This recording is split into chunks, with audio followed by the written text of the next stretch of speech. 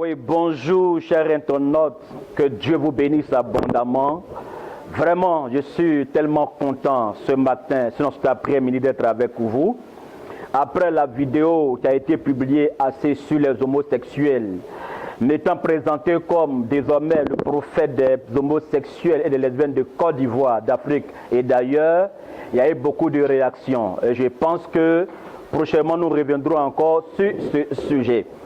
Mais aujourd'hui, je suis là pour parler d'un très grand sujet dont tout le monde attend d'ailleurs. On m'a interpellé sur beaucoup de choses.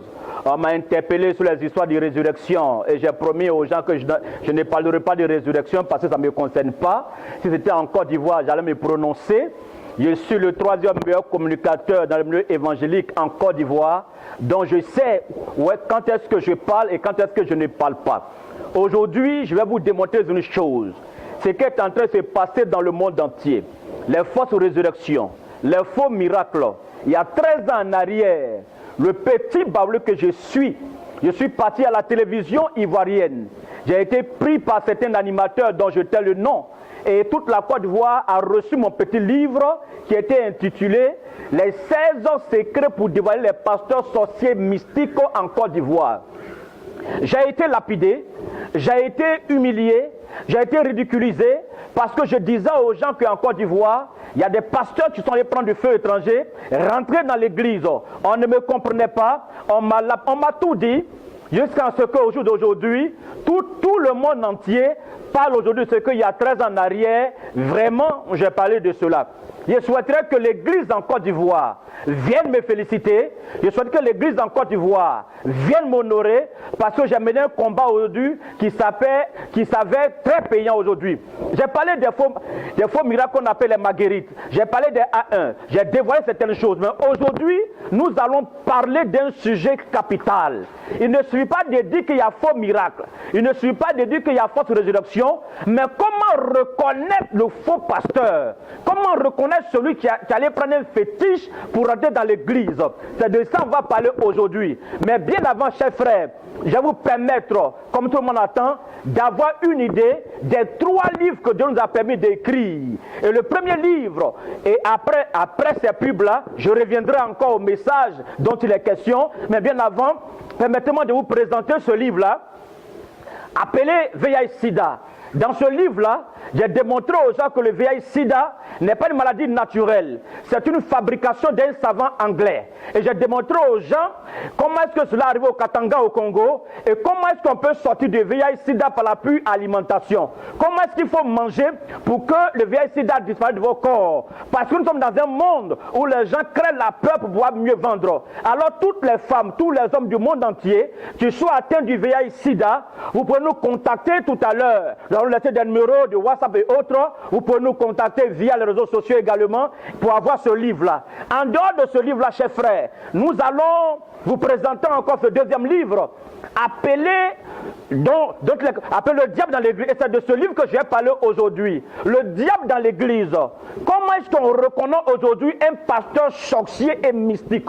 Quelles sont les voies par lesquelles ces personnes-là travaillent? Quel est leur mode opératoire? Quels sont leurs alliés? Et comment les repérer? C'est de ça qu'il est question. Alors le livre est intitulé Le diable dans l'église, de la Pentecôte à la magie. Dans toutes les églises évangéliques, catholiques du monde entier. Vous qui voulez avoir de plus d'informations sur ce sujet-là, comment attraper les pasteurs faisant de faux miracles, il vous suffit seulement de nous contacter.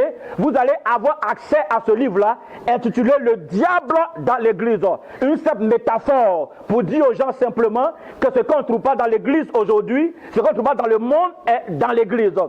Enfin, nous terminons par ce troisième livre-là, qui est en train de battre le record sur l'excision. Je fus le jeune Africain à la télévision ivoirienne de chez moi, au cours du journal télévisé, où j'ai démontré aux gens qu'on peut faire repousser la partie intime de la femme qui a été sectionnée à partir d'une plante qui pousse sur l'eau.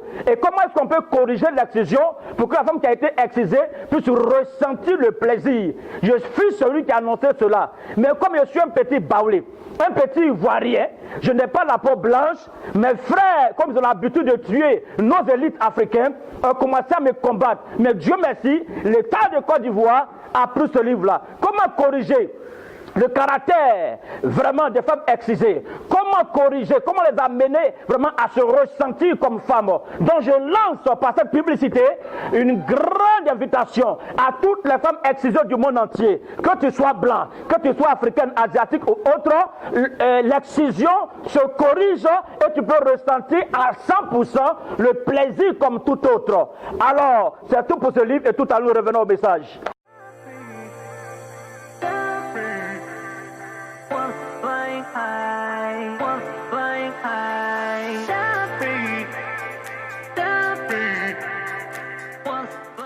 J'espère que vous avez aimé la publicité de ces 3 livres-là.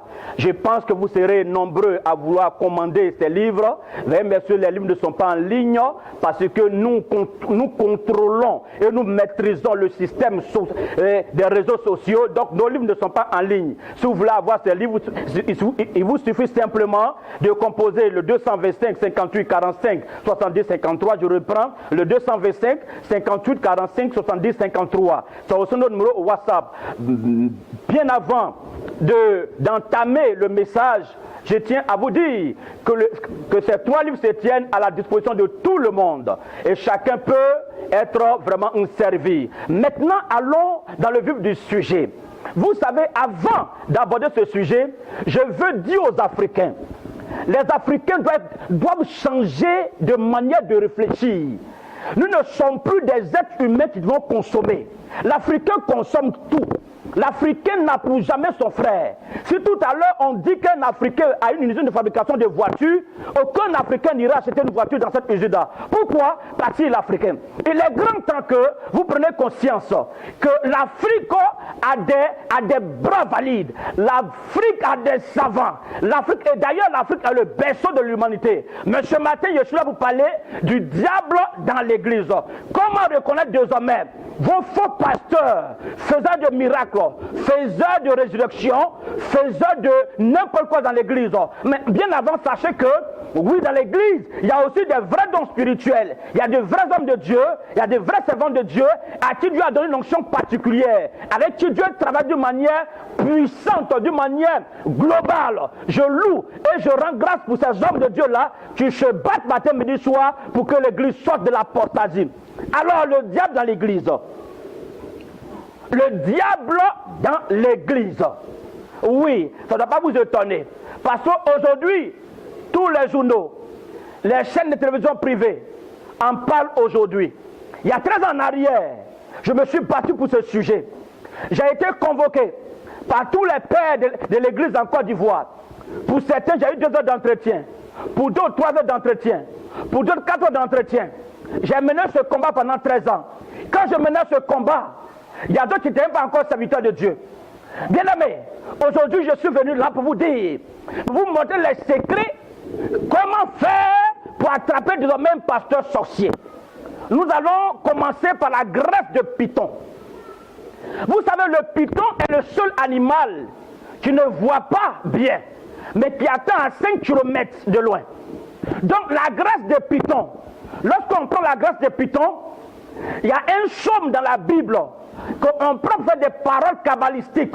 Lorsqu'on prend cette greffe de python pour nettoyer son oreille, on peut attendre dans le monde spirituel. C'est-à-dire quoi? On peut savoir tout sur quelqu'un. Donc c'est cette greffe de python là que vos faux pasteurs sorciers mystiques, ayant cette connaissance, d'autres prennent la tête de python, ils mettent dans du parfum. Et lorsqu'ils mettent sur eux, c'est comme un wifi. Tout ce qui se passe, ils sont au courant de tout. Donc, bien aimé, Dieu nous donne des dons spirituels, mais le diable est rentré dans une phase très active, sachant qu'il lui reste un peu de temps. Donc toi tu me suis, je te regarde d'une manière droite dans les yeux, pour te dire, il y a des pasteurs qui prennent la graisse de python pour nettoyer l'oreille, avec un psaume que je ne vais pas vous dévoiler ici, aujourd'hui. Donc désormais, lorsque un pasteur commence à vous donner des révélations quelconques, sachez quelque part, la Bible dit d'éprouver les esprits, qu'on doit mettre ce pasteur-là sous veilleuse pour comprendre ce qui se passe. Donc voici ce qu'on peut dire brièvement aujourd'hui sur la greffe de python. Nous passons maintenant à la greffe albinos. Je vous ai dit, un État africain a pris mon interview et ça a servi de combat dans leur pays. J'ai dit aux gens que les albinos sont les êtres recherchés. Parce que dans le domaine du transport, pour que les camions, pour que le transport puisse bien marcher, il faut la graisse d'albinos. La graisse d'albinos est la seule graisse au monde qui attire la gloire, qui attire la prospérité. Donc certains faux pasteurs véreux, méchants, tapis dans l'homme, vont prendre cette graisse d'albinos là, ils vont mettre ça dans des saintes scènes. Et lorsque vous allez dans certaines églises et que la sainte scène est prise, vous êtes sous l'envoûtement automatique de ce pasteur-là. C'est pourquoi remarquez très bien, chers frères, quand dans votre église on parle mal de Jésus-Christ, ça ne vous dit rien. Mais lorsqu'on parle mal de ton pasteur, tu n'es pas prêt à tolérer. Pourquoi? Parce que tu es sous l'envoûtement de cela. La graisse d'albinos, je mets quiconque au défi. Pourquoi en Tanzanie, on poursuit les albinos? Vous pensez que c'est parce que les graisses sont recherchées. Donc, ce réseau-là est rentré dans l'église. Je demande aux familles qui ont des enfants albinos de les surveiller. Parce que la graisse d'albinos produit la prospérité dans le domaine de l'église et dans le domaine du transport. Donc, voici ce que je veux dire aujourd'hui, brièvement, sur la graisse d'albinos. Nous passons au chapelet. Oui, vous allez me demander, vous allez dire que je transpire. Je n'ai pas envie de suer aujourd'hui, ma sueur, pour vous démontrer comment est-ce que Dieu dans son trône coule la sueur. Parce que nous sommes dans un moment dangereux. Dans les temps les plus dangereux. Où la marmaille des pasteurs, où le fétichisme a pris l'église. Il va parler maintenant du chapelet. Le chapelet que nos frères musulmans prennent pour prier, c'est une bonne chose, c'est leur confession de foi. Le chapelet que nos frères catholiques prennent pour prier, c'est une très bonne chose, c'est leur confession de foi. Mais lorsque vous voyez un chapelet dans la voiture d'un pasteur, ou dans la maison d'un pasteur, ou d'un chrétien évangélique, faites attention. Parce qu'avec le chapelet, on peut sortir de son corps. C'est pourquoi le chapelet a un certain nombre. Chaque nombre de chapelets correspond à un chaume. Avec le chapelet, certains pasteurs peuvent sortir de leur corps. Donc désormais, ne voyez pas le chapelet comme un simple instrument. Non. J'ai été loin pour dévoiler ces choses. Demandez à un pasteur. Il est chrétien évangélique, mais il fait quoi le chapelet? Bien aimé,